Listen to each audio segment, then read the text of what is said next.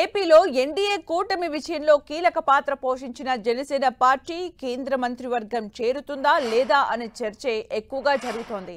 రాష్ట్ర మంత్రివర్గంలో జనసేన చేరికపై క్లారిటీ ఉన్న కేంద్ర కేబినెట్లో జనసేన చేరికపైనే సందిగ్ధత నెలకొంది. కేంద్రంలో బీజేపీకి సొంతంగా బలం లేకపోవడంతో ఎన్డీఏ భాగస్వామ్య పక్షాల మద్దతు ఎంతో కీలకంగా మారింది. బీజేపీ తర్వాత ఎక్కువ సీట్లు సాధించిన టీడీపీ, జనతాదళ్ మోదీ 3.0 కేబినెట్ లో చేరికపై చర్చలు సాగుతున్నాయి. దీంతో జనసేనకు కేబినెట్ లో బెర్త్ దక్కుతుందా లేదా అనేది ఉత్కంఠ రేపుతోంది.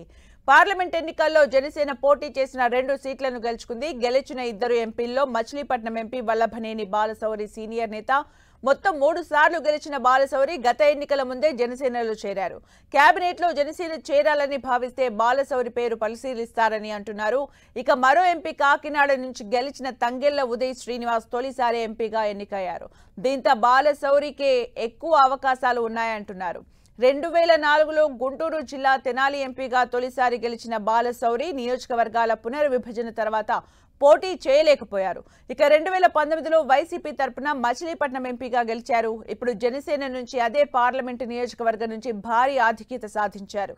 కేంద్ర కేబినెట్ లో జనసేన చేరికపై తర్జన భర్జన కొనసాగుతున్నట్లు చెబుతున్నారు. జనసేనను కేబినెట్ లోకి తీసుకోవాలని భావిస్తే కేబినెట్ ర్యాంక్ తో మంత్రి పదవి ఇస్తారా లేక ఇండిపెండెంట్ హోదాతో సహాయ మంత్రి పదవి ఇస్తారా చూడాల్సి ఉంది. కేంద్ర మంత్రివర్గంలో టీడీపీ చేరిక దాదాపు ఖాయమైంది. రాష్ట్రం నుంచి టీడీపీకి 2 నుంచి 4 మంత్రి పదవులు ఇస్తారని అంటున్నారు. అదేవిధంగా బీజేపీ నుంచి ఒకరిని మంత్రివర్గంలోకి తీసుకునే ఛాన్స్ ఉంది.